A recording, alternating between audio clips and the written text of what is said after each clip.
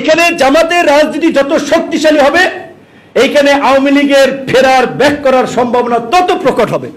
কারণ জামাতের অবস্থান বিবেচনায় আওয়ামী লীগ ইন্টারন্যাশনালি এটাকে ইস্যু করে, এটাকে সেল করে রাজনীতিতে কাম ব্যাক করার চেষ্টা করবে। আসসালামু আলাইকুম রহমতুল্লাহ। প্রিয় দর্শক, আমাদের বিকাশ নুরু ওরূপে মন্ত্রী নুরু, বিকাশ নুরু বলা যাবে না, বিকাশ নুরু বললে পরে গ্রেপ্তার হয়ে যাইতে পারি যে কোনো সময়, ঠিক আছে?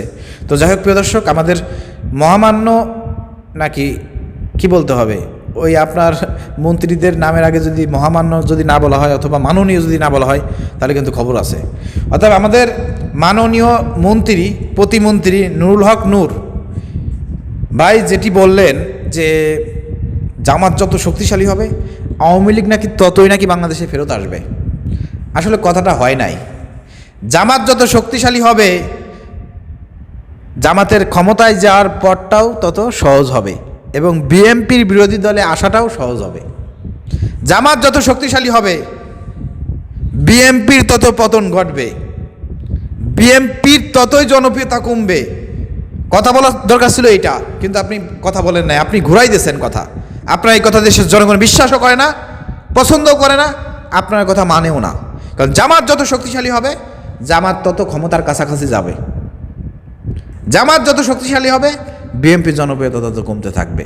এটাই হচ্ছে বাস্তবতা, এটাই ঘটবে। কিন্তু আপনি বলতেছেন জামাত যত শক্তিশালী হবে আওয়ামী লীগ তত নাকি জামাতের এই বিষয়টা নিয়ে নাকি লবিং টবিং করে বিভিন্নভাবে সিস্টেমেটিকভাবে নাকি বাংলাদেশে আবার আওয়ামী লীগ নাকি ফিরে আসবে। চিন্তা করছেন জামাত ইসলাম বেঁচে থাকতে আওয়ামী লীগ বাংলাদেশে ফিরে আসবে?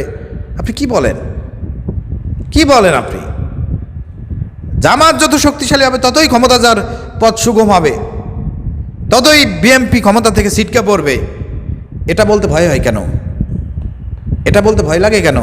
ও আপনারা তো বিএনপি জোটের সঙ্গেই আছেন, বিএনপির সঙ্গে জোট করেই তো সরকার গঠন করছেন। ভয় পাচ্ছেন না যে ক্ষমতা কোন সময় ছেড়ে দেওয়া লাগে, জামাত কোন সময় ক্ষমতায় চলে আসে? এটা বাস্তবতা।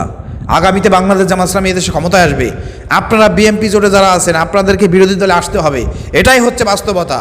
অতএব এইসব ভুং ভাং কথাবার্তা দেশের জনগণ বিশ্বাস করে না যে জামাত শক্তিশালী হইলে তো জামাত শক্তিশালী হবে না। জামাত কি জায়গায় পড়ে থাকবে নাকি? জামাত কি ক্ষমতায় যাওয়ার স্বপ্ন দেখতে পারে না? নাকি আপনাদের এই দেশটা আপনাদের বাপদাদাদের আপনারাই ক্ষমতায় যাবেন? জামাতের কি এই অধিকার নাই ক্ষমতায় যাওয়ার? জামাতের কি শক্তিশালী হওয়ার সিদ্ধান্ত নিতে কি জামাত পারবে না? স্বাধীনতা কি জামাতের নাই? অবশ্যই আছে, অবশ্যই আছে। তাহলে আপনি এই কথা কিভাবে বলেন যে জামাত যত শক্তিশালী হবে আওয়ামী লীগ তত বাংলাদেশে ফিরবে? জামাত যত শক্তিশালী হবে বাংলাদেশের মাটিতে আওয়ামী লীগ ফিরতে পারবে না।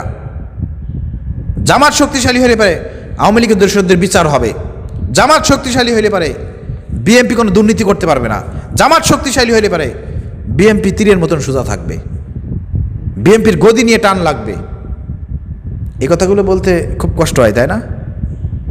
এসব সত্য কথা বলতে কষ্ট হয়, এই জন্য উল্টাপাল্টা কথা বলে দেশের লোককে বিভ্রান্ত সৃষ্টি। আপনারকে নুরুল হক নূরকে বিএনপিতে যোগদান করার পর থেকে কেউ পছন্দ করে না।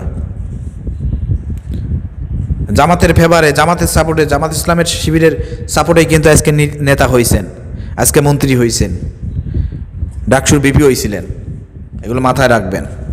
17 বছর ধরে ওই 18 সালের পর থেকে কোটা সংস্কার আন্দোলনের পরে জামাত ইসলামের সুনাম গায়ে গায়ে কিন্তু নেতা হয়েছেন, মানুষের সাপোর্ট ভালোবাসা অর্জন করছেন, এটা ভুলে যায়েন না।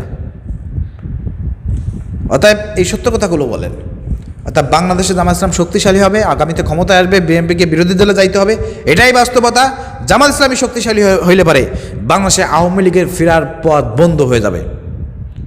আর জামাত দুর্বল হয়ে বাংলাদেশে বিএনপি আওয়ামী লীগকে ফিরিয়ে আনবে জামাতকে ঘায়েল করার জন্য, এটাই হচ্ছে বাস্তবতা। অর্থাৎ জামাত দুর্বল হইলে পারে আওয়ামী লীগের ফিরে আসার সম্ভাবনা বেশি, এটা হচ্ছে বাস্তবতা, এটাই হচ্ছে সত্য কথা। এই সত্য কথা তো মুখ দিয়ে বেরোবে না, কারণ গদি নিয়ে টান লাগবে। প্রিয় দর্শক, কি বলেন আপনারা? কমেন্ট করে জানান, ভিডিও শেয়ার করে দেন।